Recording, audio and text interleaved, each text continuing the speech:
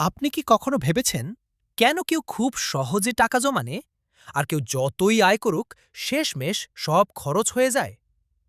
এটি কোনো ভাগ্য বা সুযোগের কথা নয়, এটি আমাদের মানসিকতার গল্প। একটা গল্প বলি। একজন মানুষ প্রতি মাসে ভালো আয় করতেন, কিন্তু যখন মাসের শেষে হিসাব দেখতেন ব্যাংক ব্যালেন্স প্রায় শূন্য। কারণ সে খরচকে নিয়ন্ত্রণ করত না, সামান্য আনন্দের জন্য সব টাকা ব্যয় করত।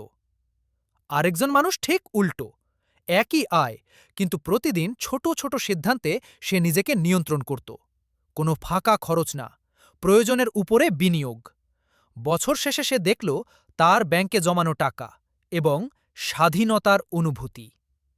আপনি কি বুঝতে পারছেন পার্থক্যটা কোথায়?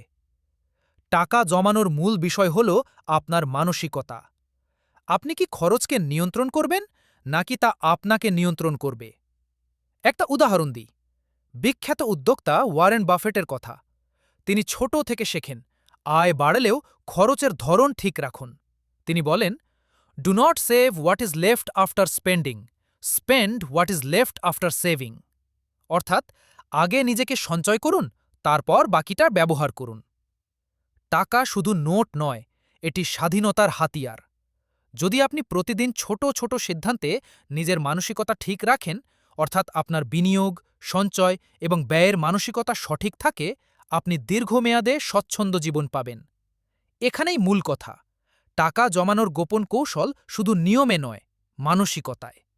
আপনি যদি নিজের মানসিকতা বদলান, আপনি খরচ নিয়ন্ত্রণ করতে শিখুন, আপনি নিজের জীবনের মালিক হবেন। আজ নিজেকে বলুন, আমি টাকা খরচ করি, কিন্তু আমি তা নিয়ন্ত্রণ করি। আমি প্রথমে নিজের জন্য সঞ্চয় করি, তারপর আনন্দে ব্যয় করি। আমি মানসিকভাবে ধনী হব।